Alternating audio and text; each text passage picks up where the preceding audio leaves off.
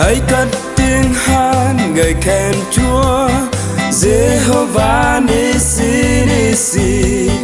Chúa của mọi đắc thắng vinh quang, Ngài ban cho ta chiến thắng thế gian.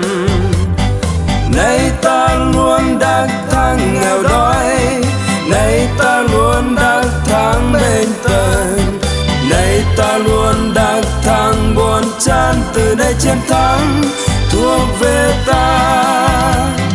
Amen, amen, amen. Đấng lâm chúc tôn danh Ngài, vì danh Cha ta đắc thắng, từ nơi chiến thắng thuộc